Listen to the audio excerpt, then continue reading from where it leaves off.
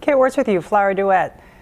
Today I'm going to show you a little bit about a pumpkin. We're coming up end of October, early November, start to think about holidays, Thanksgiving tables. So I'm going to show you a little trick on how to add flowers to a pumpkin and have it last a long time. First thing you want to think about is the pumpkin itself. So you want to think about how big is your table, how much space do you want to take up, so you want to choose a pumpkin accordingly. Then you want to think about a pumpkin. So you want it to be, with your decor, you want it to be fairly flat. Sometimes the top isn't very flat. So sometimes if you flip it over, you have a more stable platform here on this top, on this side. So sometimes the bottom is better than the top, and it still looks really nice. This is a Fairytale pumpkin, and this is the best kind for centerpieces because they're flat and they provide a lot of surface area for your flowers. Next, we're not carving into the pumpkin, and that's what helps it last a long time. Because once you carve into a pumpkin, it's only going to last about a day or two. So what we're going to do is we're going to build on top of the pumpkin. We're not going to attach anything to it. We're going to use a design dish, and that's where our next sizing comes into place. We have to think about how big is our arrangement going to be in relation to the pumpkin. So this is a perfect size dish, in my opinion, for this pumpkin. There's also a size up that has a little bit more of a deeper well that would be harder to cover up. And then of course, a much larger size is this, which would definitely not work. So we're going to go with the small size. So you want to kind of get an idea of what size dish you're going to design in. You can use anything. You could use even a dessert plate. You don't have to use a floral design dish. Anything that's going to hold the water, kind of the water in from the floral foam. So we're going to choose this small dish. We've chosen our pumpkin, we've chosen our dish. Now we need to get floral foam inside. This is a half a brick of soaked floral foam that I already had left over. I'm going to actually cut it down so that it's a third of a brick. And I'm going to put it on its side. And I'm going to place it into my dish. And now I have a pretty good size for my pumpkin. So what I want to do now is I want to curve down or carve down the edges because I really don't need this much foam. So when you're working with floral foam, you want to use just enough, not too much, because the foam is acting like your water source. And so you want to make sure that it's enough foam for the number of stems you're going to put in it. If you're going to put in a lot of stems, you're going to need a lot of foam. It also depends on how long this is you're going to need it to stay fresh. If it's just going to be a day or two, you don't need a lot of foam. If it's going to be more than a day, you're going to want more foam. I like these design dishes because they curve, so when I can add water to the foam as the days go on, and the foam will wick the water up and keep all the stems that are in there fresh. So now that I have my foam carved, it looks like a little dome. And remember, the more foam you have in your dish, the more flowers you're going to need to cover. And this isn't a big pumpkin, so I'm not going to use a whole lot of flowers and greenery. So I want to make sure I don't have too much foam. So now I'm taking my Waterproof Oasis floral tape, and I'm going to make sure that my foam stays intact. And so I'm going to build a tic-tac-toe grid on top of my design. What I mean by that is when I put the tape on, I leave that middle part open so that I can put a stem in the middle of my design. If I were to just go straight across, just an X across, then I wouldn't have anywhere to put that middle flower. Once you have your tic-tac-toe design, you go, let's see if I can show you this. It is green on green, or it's green on black, so it's hard to see. But that way it's more disguised. I'm going to go all the way around the edge of my design dish to make sure that that tape is not going to go anywhere. And once I'm done with that, then I'm going to press and make sure it's nice and tight. So now if I were to turn this over, my foam isn't going anywhere. And now it's ready to place on my pumpkin. Now you might wonder, shouldn't you attach it to the pumpkin somehow? Well, number one, you don't want to skewer it in at all. So you don't want to put one of those little Barbie chairs and then pierce the pumpkin. You don't want to pierce the pumpkin at all because that will make it die. It'll make it implode and it won't last very long. This way you can have it all through the season. So we're just going to place it on here.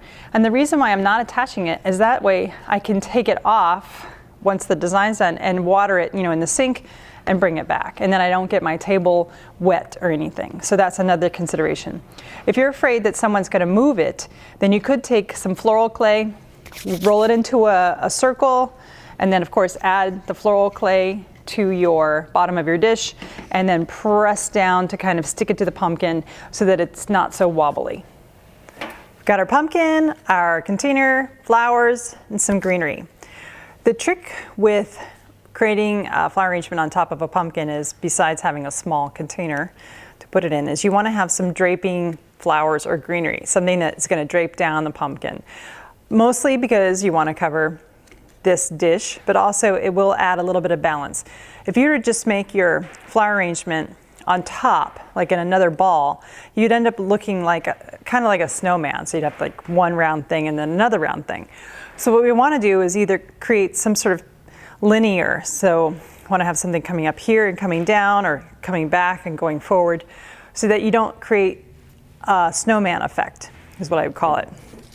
So I have some seeded eucalyptus here, and the thing that's great about seeded eucalyptus is you have this wonderful structured leaf, and then you also have these great seeds that are much heavier. So the heavy seeds really lend themselves to drapiness, and then the leaf can go up higher, and then it's lighter, so it can go up higher up on your design.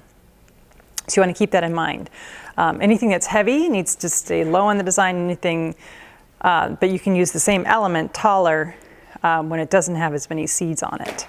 So what we'd want to do is start by going around really low in our floral foam with small sprigs of the seeded, and not completely cover the entire design, the entire foam. We want to just add little sections to create little pauses throughout. And as I'm putting them in, you can put them in straight into the foam, or you can angle them up towards what I like to say is the corner of the room. So where the wall and the ceiling meet, when you're doing this first part of your floral design, you want to angle your stem into the foam so that it's pointing up to the corner of your ceiling. That way people can picture it a little bit better. A lot of times I'll be teaching and people put it straight in, or they put it in like this, but you really want it to go into the foam upright at an angle going up towards the ceiling, so that it ends up draping down, because otherwise you're going to be fighting gravity with your seeds. So I've added 6 little sprigs in the lower part, and I'll probably add some more later, but now what I want to do is go with maybe a few other short pieces higher up into the design, maybe 4. These still have a lot of seeds on them, but I want that texture to carry through. I don't want it to be missing up higher in the design. And I can always go back when I'm finished adding flowers and add more, but I want to give you an idea of how you want to space this out. So now I have 4. And then remember that one I had that didn't have a lot of things on it? So that one I can place high and create sort of my linear part that I was talking about. So I have a line going from here down to here. And I have lots of fun flowers to play with, to add. So I have another little guy here. I'm just going to add him here in the middle and put the rest aside. And I probably will add a little bit later, but we'll move on from our seeded eucalyptus. So I have a variety of flowers here in this vase, and I cleaned them partially, but not totally. So I want to create a focal, maybe on 3 sides of this pumpkin, because it's going to be an all-around design. So I want to take my rose, and I believe we're working with this deep orange rose. This is called a Nina rose. So we're going to have one here, and then I also want to have one. I'm going to create a triangle, and I'll show you that. And I don't want to go too far out, of the pumpkin diameter. Keep it kind of tight. And once I get these in here, I'll show you. And you'll notice I'm cutting and then I'm placing immediately. Just like all the other designs you've seen on here, cut and place within 10 seconds because stems will seal up quickly. So you have 3, and there'll probably be a little water coming out. There's a triangle. So then I want to put one somewhat in the middle. I want it not as open, it's a little smaller, and I'm going to tilt it kind of the way that first eucalyptus that I put in is tilting. Now let's add another fun, interesting flower that's in here. We're going to add some of this coxcomb celosia, and it's this beautiful kind of lime green color, and I want to add a little texture, so I'm going to add it right next to one of my roses. I have another large one here. Again, making sure that stems are clean, because if it's got a lot of stuff on it, it's not going to go into that foam easily. And then if you were to put it in the foam and then didn't like where you had it and had to pull it out again, then it would make a big hole and then the flower wouldn't stay in. So I got one there, one there. We've got a hole here. I think I have another full one here I can add. Celosia comes in a couple different kinds. This is the coxcomb, which is a more, looks like brains or coral.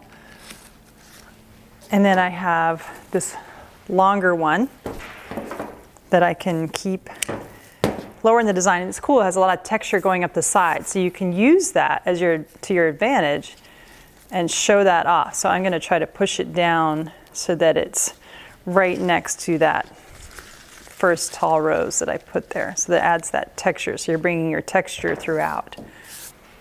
Now we need a little bit of filler action going here, and I have this beautiful orange alstroemeria. And I've already cleaned all the leaves off because I'm going to cut most of those away, but I've kept the leaves up here close to where the flowers are. But I'm going to cut, there's only about a ½ inch of stem left here because there's a lot going on with these alstroemeria. So I'm going to have them come out a little fluffier on the sides. Again, I'm going in between now the roses and the celosia. So I'm going to add alstroemeria on all 3 sides, like I did with the roses. So it's really just a pattern. I started with the roses, a trio of roses, and now I did a trio of celosia around the side, and now I'm doing a trio of alstroemeria around the side, and that is coming out a little bit farther. And I believe I have another one in here. And if it's too long, like if I were to cut it here and then try to put it here, that's too tall. So what I'm going to do with this one is I'm going to remove all of those individual flowers off the main stem. And this stem is still thick enough to put into your design. And I'm going to place it in trios. So in the little three sets of 3. But you place each one separately and delicately so you don't break it. So I have one there. And I think I need a little bit on the other side of that rose. I think I have one more in here. Oh, I got 2 more. So I just need a couple more flowers to make an impact. So I'm just going to take 3 on this side. And I'm keeping that leaf on there because that adds some nice, fun greenery.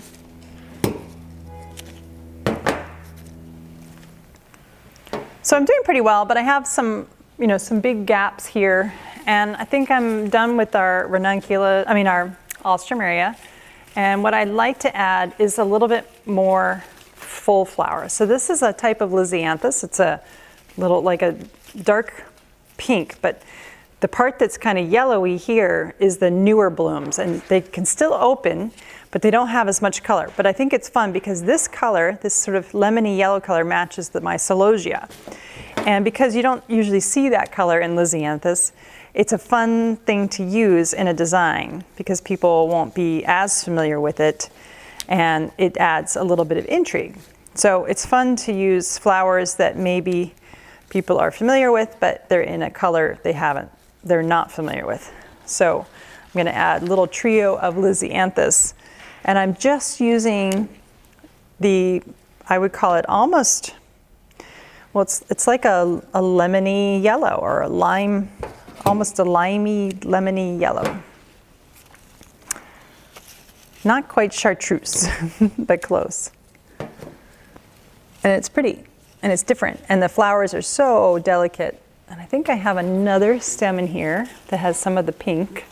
So I'm just using the yellow ones that are the small blooms, finding a place where I need a pop of brightness and filling in where I'm lacking in flowers. And the other thing I like about Lanthus is when they're still in the bud stage, they're usually they are a very bright green. And I think they had a really nice shape to them. So I like to add the buds as well. And I have some smaller buds that I might add as I go on. So now I've added my pretty yellow Lanthus blooms, kind of in the middle there. So I need to bring through maybe a different texture. So I have some really pretty green Hypericum berries. So I'm changing up the texture. I've got a lot of fluffy stuff going on, and now I'm going with something smooth. So that's always a good idea, to have something a little different, but keep it in a neutral, maybe a neutral color, so the green doesn't veer too far off your path of everything else you're adding in here. Here's our safflower, and when it's really fresh, it's a nice little yellow tuft, and as it ages a little, it turns into orange. And I think they still, even when it's aged with the orange, I think it still looks really cute. And it's a seasonal flower, so we are going to see it here around the fall, and so it's appropriate to use this time of year, and it is those fall colors, so why not go for it? We love using seasonal flowers, because a lot of times the seasonal ones, like, you only get to see them one time a year, so it's really fun to work with them when they come around, because you're not used to seeing them, so that it's a refreshing thing to do. Plus, it's a lot of times there's more of them at the time. They're fresher. They're maybe a little less expensive than imported flowers. So not always, but sometimes. And right now, so what I'm doing is I'm adding a little bit of texture with our design. I need something here in the front to go with those berries. I can tuck something in deep and low. It's really pulling out the orange and the yellow in the alstroemeria. I need one right down here and a little shorter. And then we're going to finish with some filler. Our final is filler for final. And we have Solido, which will get fuller as it blooms. Right now it's pretty bloomed, and this is a really pretty yellow filler that we use a lot in summer and fall, and even spring, because it's very fluffy and happy. And so we're going to add it, and that will add some nice, more texture to our design and more exciting color.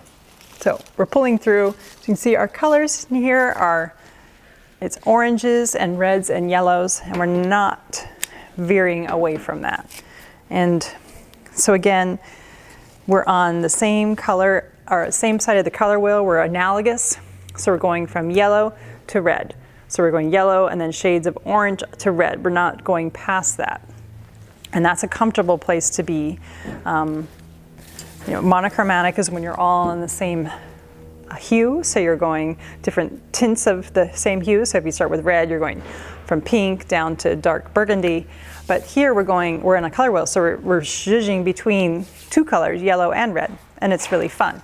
So I'm almost full, but I want to add one more thing, and this greenery is called Agonis, and we're going to make it go into our design. And I love it because it has so many branches on one stem, and I can just pull them off to see what I have, and then go back and trim them down to size to fit them into my design.